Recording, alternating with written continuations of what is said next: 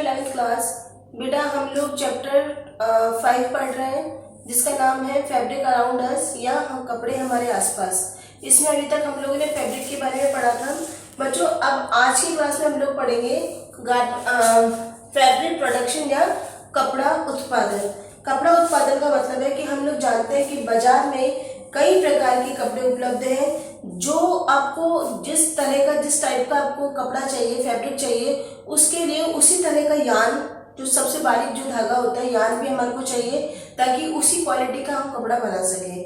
तो हम इसके बारे में पढ़ेंगे कि ये बनाते कैसे हैं, इसको कैसे बनाया जाता है। अधिकांश कपड़े जो हम लोग देखते हैं उसमें सीधे रेशे होते हैं, मतलब बिल्कुल लंबवत जो होते हैं, सीधे रेशे आते हैं। सीधे रेशे से जो कपड़े बनते हैं वो फ्लैट से नमदा कहलाते हैं। बिल्कुल एक्यूरेट वो सीधे सीधे उतरते हैं तो उनको हम लोग फ्लैट से नमदा कहते हैं। और जो बिना बुने हुए कपड़े हुए होते हैं वो कहलाते हैं बच्चों ब्रांडेड फाइबर कपड़े कहलाते हैं। ठीक है बच्चों, एक बात और है इसमें कि ये जो कपड़े होते हैं, ठीक है, जब वो कॉम्बिंग और उसको एक बार वॉश कर लिया जाता है, उसके बाद उसको धुलाई की जाती है, मतलब उसको कोम्बिंग करके उसको बिल्कुल स्ट्रेट कर दिया जाता है। इन रेशों को हम लोग मैट कहते हैं। ये कल की क्लास में भी हम लोग कर चुके थे। अब बच्चों कई बार क्या होता है कि हम जब कपड़ा बनाते हैं तो उसमें कई तरह के प्रोसेस होते हैं। जैसे कि बच्चों किसी भी तरह का अगर हम लोग यान बना रहे हैं तो उसमें कुछ एक पॉइंट्स होते हैं, उसमें आता है जैसे बच्चों हमारी वीविंग आती है। वीविंग मीन्स बुनाई। निटिंग जो होती है बच्चों ऊन की बुनाई की जाती है। ठीक है, ऊन में जैसे अपन लोग बताओगे इसमें आगे हम लोग। फिर आता है ब्रीडिंग या गूंथना, फिर है नेट्स मतलब जाल बना लिया जाता है, और लास्ट में आती है लेसिंग। तो ये सारे प्रोसेस मिलकर के हमारे फैब्रिक प्रोडक्शन को बनाती हैं। तो बच्चों फर्स्ट है हमारा वीविंग। वीविंग का मतलब ये होता है बच्चों कि यह है वस्त्र कला का, ठीक है, ये फैब्रिक आर्ट का सबसे पुराना मेथड है। इसका उपयोग सबसे पहले किसमें करते थे बच्चों? जो अपन लोग घर में चटाई वगैरह बनाते हैं, टोकरियाँ जो कभी देखते हो आप लोग अपने घर में, जब कोई फंक्शन होता है, पूरी वूड़ी रखने के लिए जो टोकरी आती है, उसको बनाने में जो उसको गुथाई की जाती थी, मतलब उसके लिए हम लोग वीविंग का यूज़ करते थे। इसमें क्या होता है बच्चों, दो सेट का यूज़ किया जाता है। ठीक है, एक तो होता है सीधा और एक उसको ओवरलैपिंग करता हुआ चलता है बच्चों। कभी भी हम लोग देखते हैं कि इसको हम लोग जब वो वीविंग करते हैं, कभी अगर आप लोगों ने भी देखा हो, तो ये जो होता है 90 डिग्री के एंगल पर होता है। ठीक है, उसमें एक दूसरे को ये लोग ओवरलैपिंग करते हुए चलते हैं धागे, और इस तरह से बहुत सुंदर कपड़े का निर्माण होता है। मतलब इसी को हाथ से भी बनाते हैं और इसको लूम से भी बनाते हैं बच्चों। लूम मानी होता है करघा। करघा जो होता है वो मतलब उसको हाथ से हम लोग बताते हैं कि किस तरह से उसको कहाँ कौन कौन से धागे चलेंगे, तो वो काम लूम पर किया जाता है। तो इसी तरह से जो लूम में भी होता है बच्चों, एक सीधा धागा चलता है और एक उसको ओवरलैप करता हुआ मतलब उल्टा ये तिरछा धागा जो चलता है। सीधे को हम लोग यान कहते हैं। यान और वाट जो होता है वो अलग अलग तरह से चलते हैं बच्चों। इसमें हम लोग ये कहेंगे कि जो यान जो होता है वो लंबाई में होता है। यान धागा, यान को हम लोग ताना भी कहते हैं हिंदी में, ताना और बाना। ठीक है, दो तरह के धागे होते हैं। जो ताना होता है वो बिल्कुल सीधा चलता है, और ये जो होते हैं बच्चों दूसरा होता है फिलिंग लूप, मतलब फिलिंग होते हैं जो उसको फिलिंग करता हुआ हमारे चलता है बच्चों। अपन लोगों ने कभी खाट की बुनाई या जो लोहे के जो पलंग होते हैं उसमें जो हम लोग करते हैं कि पहले हम लोग सीधे सीधे सीधे सीधे हम लोग उसको लपेट देते हैं दीवार को, उसके बाद हम लोग उसको फिलिंग करना चालू करते हैं, मतलब एक के ऊपर नीचे ऊपर नीचे ऊपर नीचे, फिर उसको इधर से लेकर के इधर से दूसरी तरफ से चलाते हैं, तो चेक्स टाइप का जो बन जाता है वो वाली फिलिंग की मैं बात कर रही हूँ यहाँ पर। ठीक है बच्चों, तो इसमें ताना बाना अलग अलग कलर का भी हो सकता है जिससे बहुत सुंदर फैब्रिक बन सकता है। बुने हुए कपड़ों को, जब बुने हुए कपड़े में जो यान की दिशा होती है, मतलब सूत की दिशा होती है, उसको हम लोग ग्रेन कहते हैं।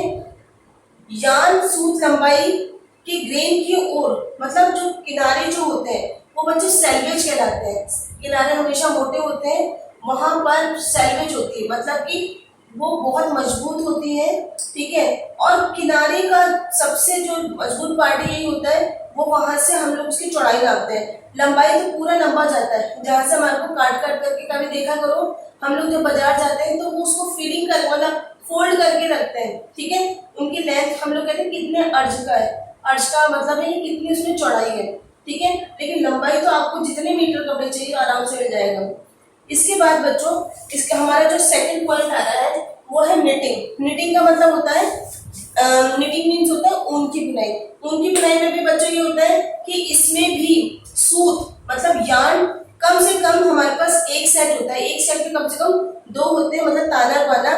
तो इसमें भी निटिंग में बुनाई में 2 चीज की जरूरत होती है।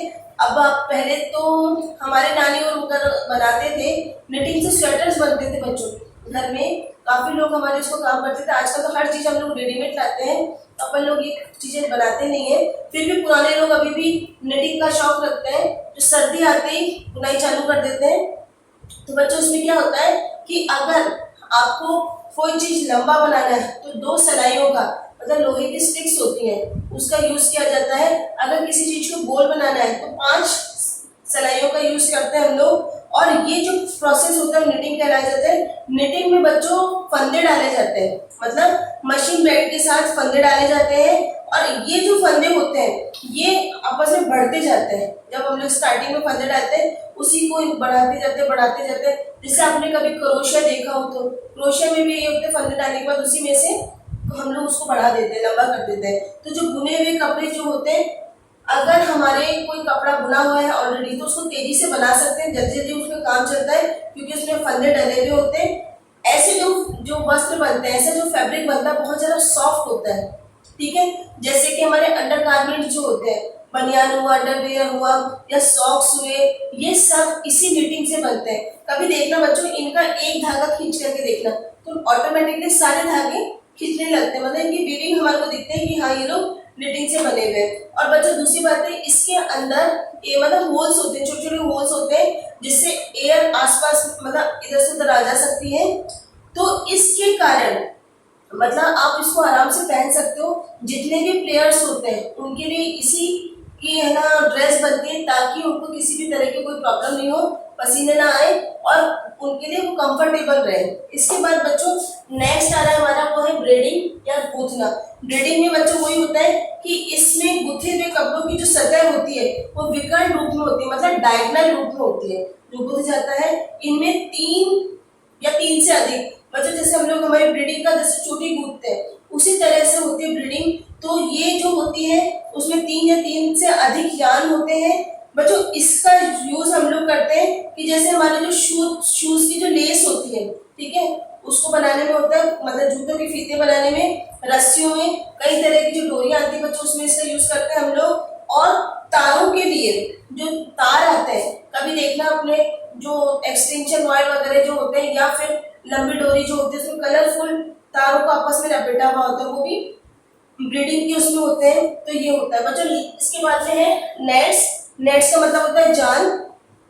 ये खुले जालीदार कपड़ों के रूप में होते हैं जिन्हें सूतों के बीच में काम में लेते हैं। इसे हाथ अथवा मशीन से आपस में बट करके, मतलब उसमें आप लोग इसको बट करके आराम से गांठ बांध करके हम लोग बना सकते हैं। इसके बाद जो लास्ट है बच्चों वो है हमारा लेस है। लेस का मतलब क्या होता है बच्चों, ये भी एक तरह का कपड़ा ही होता है और इस पर हम लोग यार्न से छोटे छोटे डिजाइन बनाते हैं और उसको हम इसी प्रोसेस को आगे बढ़ाते जाते हैं जो सिमिलर लेस हमारे को मिल जाती है। तो बच्चों आज की क्लास में हम लोग इतना ही पढ़ेंगे। बच्चों इसको जो टॉपिक मैंने आपको कराया है इस पर एक बड़ा क्वेश्चन हमारे पीछे है, वो आप लोग देख लीजिएगा। वो क्वेश्चन है, मैं आपको बताती हूँ जिसका आंसर है ये। इसमें है बच्चों कि कपड़े उत्पादन की प्रक्रिया को बताइए, मतलब फैब्रिक प्रोडक्शन के बारे में हमसे पूछ रहे तो इसका आंसर ये सारा होगा। अब बच्चों आज से मैं आप लोगों को नोट्स नहीं करवाऊंगी क्योंकि नोट्स हमारे काफी लेंथी हो जाते हैं। हमें आपको पूरा का पूरा इसका जो क्वेश्चन आंसर्स है वो आपको करना है। टॉपिक में सारे आपको यहाँ क्लियर करवा दी जाऊंगी, लेकिन क्वेश्चन आंसर आप लोग करोगे। अगर इसमें कोई प्रॉब्लम आती है क्वेश्चन आंसर्स में तो आप लोग मुझसे पूछ सकते हो और क्वेश्चन आंसर्स करने के साथ साथ आप इसको लर्न भी करते रहोगे क्योंकि मैं कभी भी इसका टेस्ट ले सकती हूँ आपसे। Thank you.